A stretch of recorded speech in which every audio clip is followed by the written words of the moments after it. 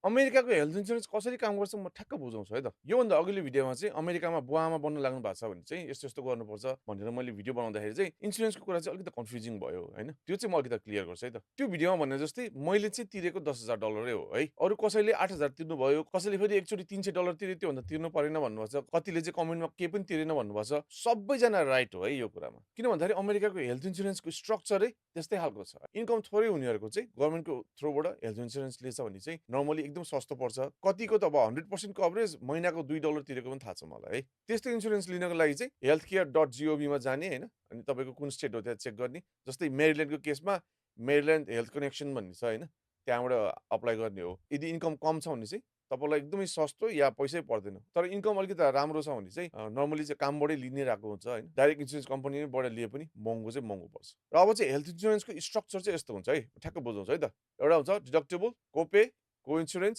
त्यसपछि out of pocket Max. अनि यो चाहिँ 1 वर्षको लागि लागु हुन्छ है। डिडक्टेबल चाहिँ सुरुमा तपाईँले तिर्नुपर्ने हेल्थ इन्स्योरेन्सले तिर्नुभन्दा अगाडि। इन्स्योरेन्सको कार्ड युज गरे पनि सुरुको डिडक्टेबल $1,500 छ भने चाहिँ $1,500 तपाईँले पहिला तिर्नु पर्यो। अनि अर्को चाहिँ कोपे भन्ने हुन्छ हैन। अनि यो कोपे को-इन्स्योरेन्स चाहिँ अलिकति रिलेटेड छ हैन। जस्तै को-इन्स्योरेन्स चाहिँ 30% लेखेछ भने कुनै पनि हेल्थ इन्स्योरेन्स रिलेटेड खर्च चाहिँ 30% तपाईँले तिर्नुहुन्छ, 70% चाहिँ इन्स्योरेन्सले तिर्छ। अनि त्यो चाहिँ यो कोपेबाट घट्दै जान्छ कि। सपोज तपाईँले टोटल 7,500 तिर्नुभयो। यो 6,000 छ, यो 1,500, यो म्याक्स आउट भनेछ नि। वर्षभरिमा तपाईँले $7,500 भन्दा बढी तिर्नु चाहिँ पर्दैन है। यतिसम्म तिरिसकेपछि चाहिँ तपाईँको इन्स्योरेन्सले 100% कभर गर्छ। यो कुरा चाहिँ तपाईँले हेल्थ इन्स्योरेन्स एभ्री इयर लिँदाखेरि चाहिँ त्यो प्लानमा हेर्नु सक्नुहुन्छ है।